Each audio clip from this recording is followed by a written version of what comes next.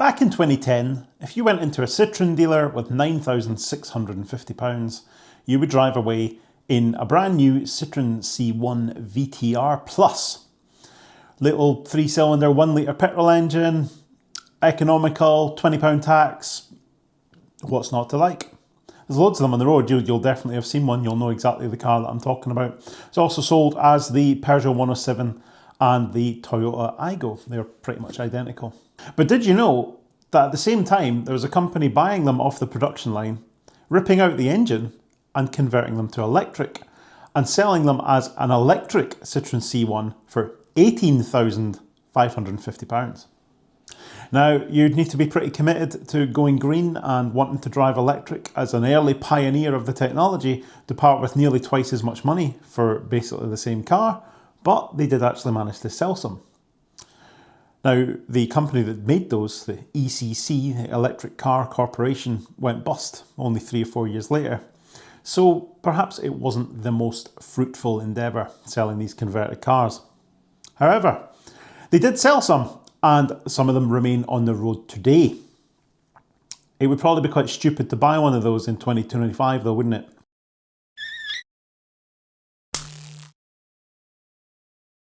This is the 2010 Citroen C1 Evie that I've just bought.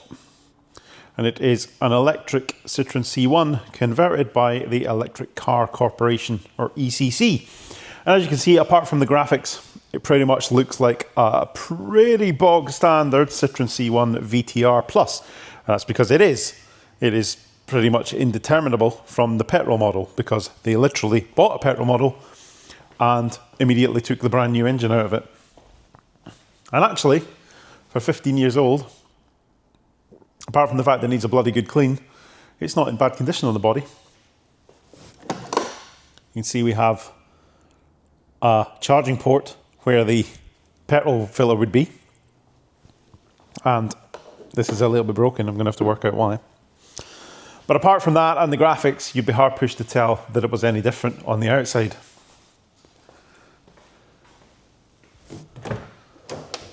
And inside, apart from being filthy and needing a really good clean, we've got a battery meter where the rev counter would be on this model, and a very odd looking gear selector indeed. Now, I don't think the instructions here are a factory option, but you get the idea. Forward for drive, back for reverse. And other than that, it is very, very standard. Other than that, it is very, very standard Citroen C1 stuff. Now, I find it amusing that there's an A to Z here, because I can assure you, you won't be going very far in it. In here then, well, it is just standard Citroen C1. If you've ever driven one before, it's immediately recognisable. Everything is just exactly as it was when it left the factory. The way they've bolted on this battery meter thing on the dash is exactly where the rev counter would be. I think it's in the same housing, so even that looks like it's meant to be here, and it is just all the same.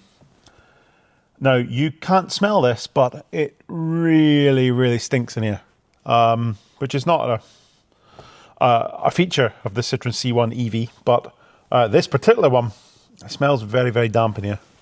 Now, I know that these are prone for letting water in, and I suspect that might be going on here because it smells really bad. And the presence of one of these crappy 12-volt heaters on the dash with a cigarette lighter plug pointing at the windscreen would suggest the heater doesn't work, which probably means that it never gets the chance to dry out either, because there's no way this gets anything warm enough to dry it out. But let's take it for a drive, shall we, and see if it can actually move the length of itself.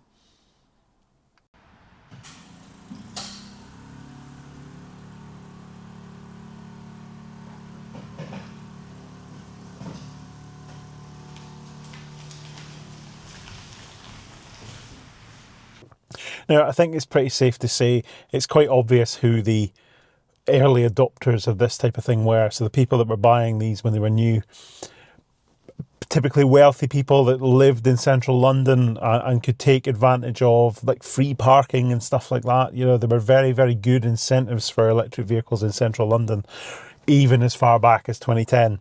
That was the main reason why things like the G-Wiz and the Axum Mega thing, that, if you remember that on this channel, the main reason people bought those, because they could, if they lived in London, they could take advantage of free parking. Charging was basically free. If there was public charging actually existing, it was basically free. And so, whilst it might seem crazy to pay like double the price of what a petrol one of these would be for it to be an electric one, I can kind of see why people might have done that. I think we're talking about a completely different ball game now in 2025. I mean, you need to be quite enthusiastic about electric vehicles to want anything to do with this, I think. I'm not entirely sure what the range is. I think it was only like 50 miles or so when it was new. What it is now is probably less. Although I think quite an important point and note with this is that it doesn't have lead acid batteries, so it does actually have LiFePro 4 batteries, which compared with a lot of the competition in 2010, meant that they were doing the conversion reasonably well. I think compared with like G-Wiz and stuff like that, which were obviously lead acid batteries at the time with a lithium option that was really expensive. You've got to hand it to the ECC. They were at least trying to use technology that made sense. Anyway, let's go for a drive. So the weird thing about this, as soon as you turn the ignition on, if you've got your foot on the brake when you turn the ignition on, it is just running. There's no ready mode, there's no light comes on. The battery status indicator here lights up, but apart from that, it just starts going, which is really, really weird. You don't even need to turn the ignition to the sort of start position. You still can, it still works like it used to, but you don't need to, because nothing happens when you do.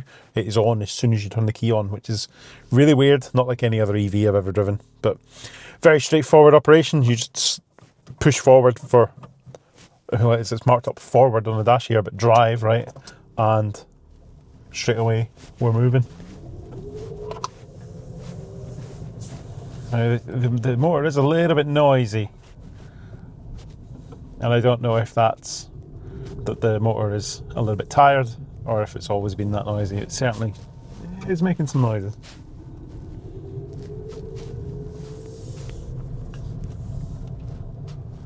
You're going to have to excuse if the footage is a little bit shaky. I've not got a very good camera mount today, so we're kind of making do with what we have.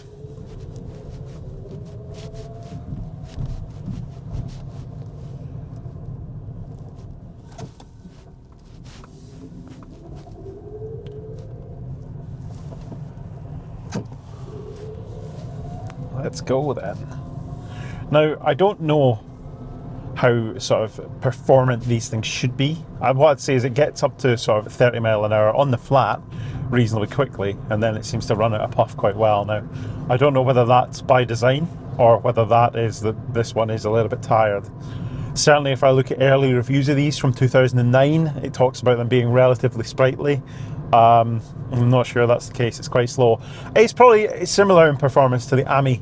It might actually be quite interesting to do a performance test. So I've got a draggy performance meter thing. I'd be interested to see what this will do, sort of 0 to 30 versus the Ami, and see how they compare. Theoretical top speed of this is 60 miles an hour. I haven't seen more than 40 out of it yet, so I'm not sure whether that is again through the battery pack and the motor being aged in this one. Now, it's only done 29,000 miles, but what you got to remember is that it's 15 years old and was sort of fairly unknown early technology then, so I'm not expecting massive things from this, but it does work, it drives, and certainly for pottering around at 30 mile an hour, it seems absolutely fine. It seems like a fair substitute for Ami. Obviously you do have 4 seats in here. I don't know if squeezing into the back of a C1 would be particularly pleasant, but it is a 5-door version as well, so there's a little bit of space back there.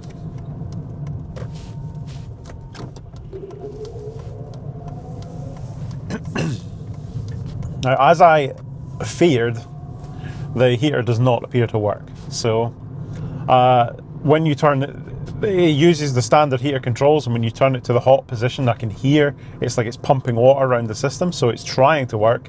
Basically, we have an electric water heater that's plumbed into the original Citroen heater matrix and stuff, and it's definitely trying to work, but it doesn't get warm, so I'm guessing the heating element has failed. I've heard that it's quite a common thing for them to fail on these. And this one is clearly no different. I do wonder if we'll be able to fix that, because it would be nice, especially at this time of year, to have a little bit of heat in here. Although obviously heating is the enemy of range, so I don't know if it's actually a great idea to get the heater working in here. And the little 12 volt here that's on the dash here, I'm sure it will demist the windscreen, but it's no use to actually keep you warm at all. Even if I turn it around so it points at me and have it on, it's barely, it does get warm. If you put your hand up against it, you can feel it warm, but it's not really useful. If anybody's thinking they can replace the actual heating in the car with one of those, you're definitely mistaken. I'm sure in here the previous owner just had it in order to demist the windscreen and nothing more. But all in all, you know, it drives just like a Citroen C1 because it is one. There's no real difference apart from the fact that it is obviously an electric drivetrain, and therefore it's a little bit smoother, although I wouldn't say this one was particularly smooth. It does make some funny noises, and it could well be a symptom of its age. I'm guessing when it was new it was quite revolutionary. It was smooth and quiet like they all are. 15 years on, maybe that's not quite the case, although obviously I don't really know much about this car at all at the moment. So we'll tell you the story about how it came here then. Basically, it was listed on eBay. If you follow me on Twitter, you probably saw me posting about it, that I'd seen it on eBay and that I was quite tempted by it and thought it was quite interesting. It's not something you see for sale every day. And then the seller had reduced the price a little bit, so I thought, well, you know, we're almost there.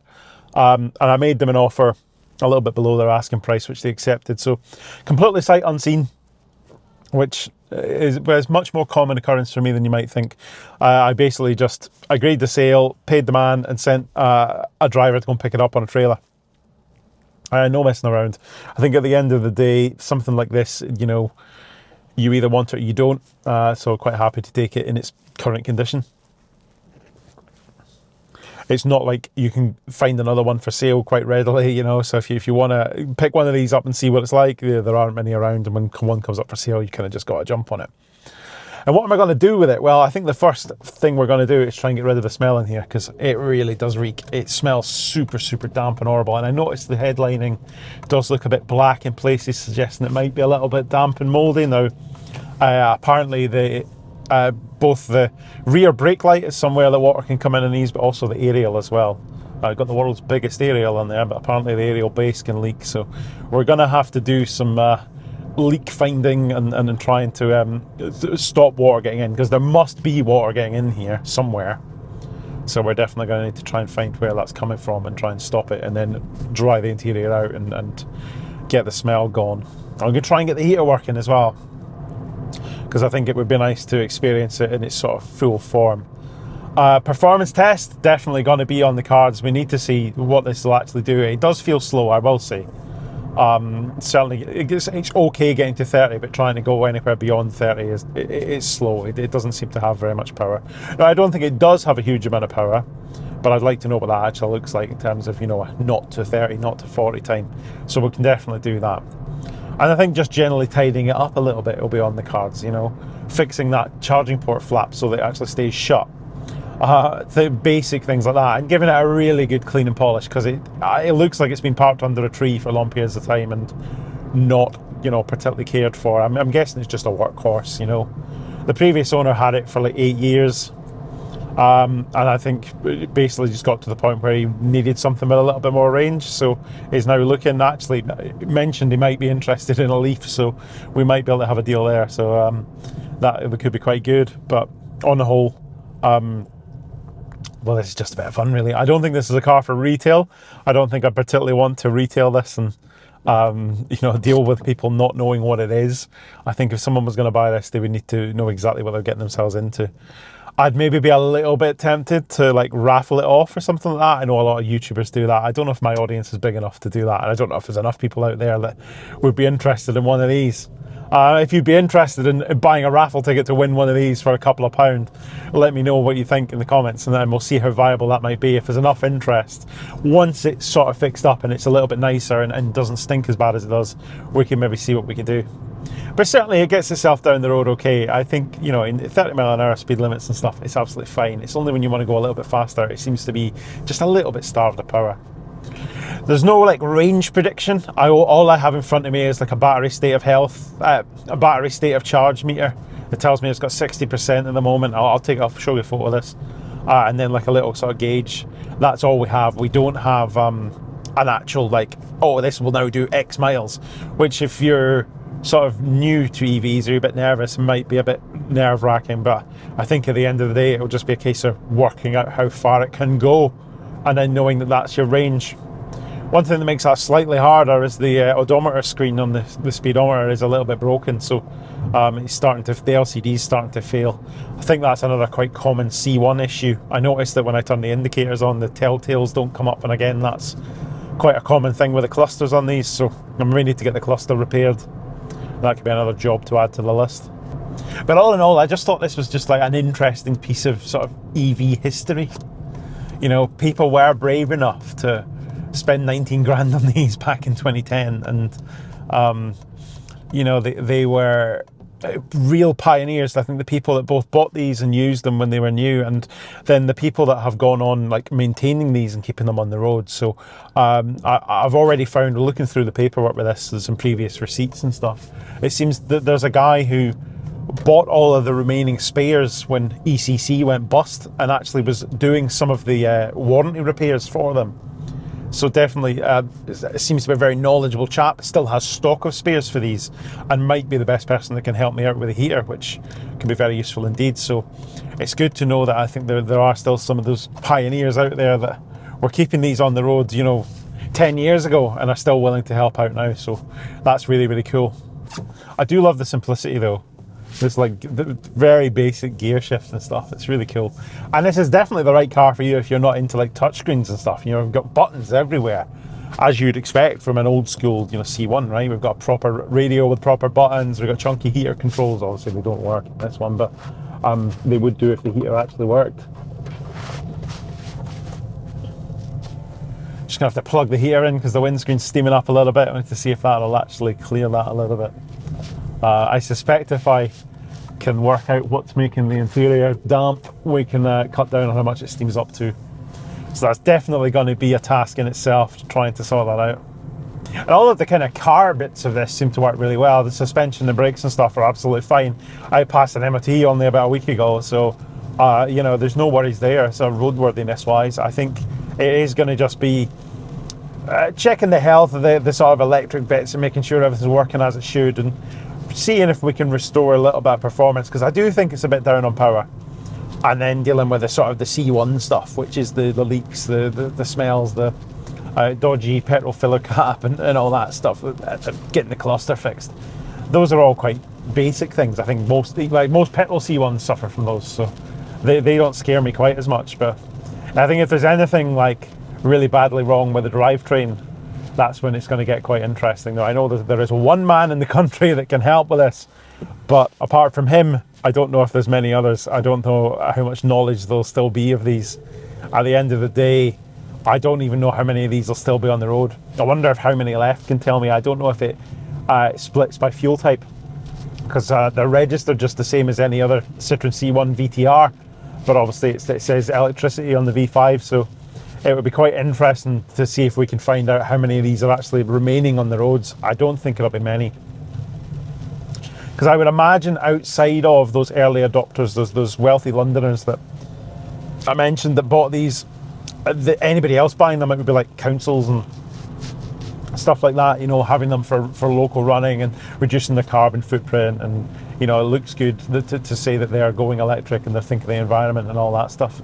And they probably only kept them for a few years, right, and then moved them on, especially when you only a few years later you could have Leafs or Zoes, and then obviously things have improved massively since then, so you could go from this kind of shonky converted thing to a Leaf or a Zoe, which is obviously factory built and has everything as you'd expect, and doesn't have the sort of the weirdness of this. And that probably meant that the lifetime of these on fleets were reasonably small, because there was always going to be something better. Now, don't get me wrong, although these were quite a lot of money, right, a Leaf was quite a lot more still, so that probably played a factor. If these were cheap, you know, that always plays a factor with fleets, and you know, they like cheap, but I can't imagine they had them on fleets for years and years and years, just because the better and better EVs were constantly becoming available. If anybody knows much about the history of these, I'd love to know. Like, get yourself in the comments and tell me, because I don't actually know a great deal about this. I mean, I've Googled a little bit, and I found an old brochure and all that kind of stuff, and I've seen bits here and there, and obviously I've spoken to the guy who reckons he's the repairer for them, but apart from that, I know very, very little. So the more you know, the more you can tell me. Just like, get yourself in the comments and let me know, because this is going to be a little bit of a journey, I think, getting this thing up to scratch. And like, I don't really know what I'm doing, so it would be interesting to know if you know much about like who bought them, who used them, and all that stuff. That'd be really, really cool to know. Did you have one of these yourself? That'd be even better. If we can speak to some owners or former owners, definitely let me know if you've actually had first-hand experience with these, because that's always much more useful to speak to people that have, you know, seen it and done it and actually know about it. So that would be really, really cool. If anybody has owned one of these or had them at work or anything like that, let me know.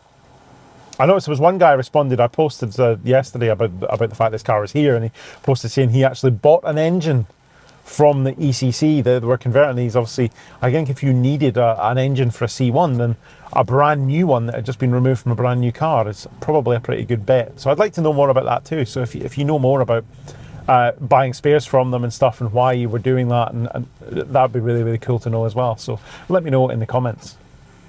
I'm sure there's going to be a little bit of, you know, what was the point?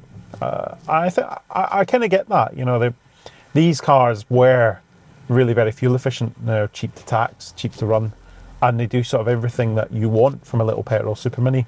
So why did ECC bother doing this? And I do understand that, but I think what you need to remember is without cars like this, and without people sort of demonstrating that desire was there, even from those, you know, crazy early adopters with too much money, you wouldn't have the sort of evolving electric vehicle that we have now. I mean, look at what you can buy today. I even look at something like the Dacia Spring, right? Just over 10 grand gets you a nearly new Spring at the moment. And compared with this, people, you can slate the Spring all you want, and it might not be your cup of tea, but you get, you know, 140 miles WLTP range. You get a sort of an actual purpose-built EV from the ground up. Even if you go back, it's kind of a conversion of a petrol one from India and all that shit. But what you get is a factory-built EV with 140 mile range for like 10 grand. And even if you look at the list price, even if you were stupid enough to pay the 17 grand for the top of the range one, that's still cheaper than this was in 2010.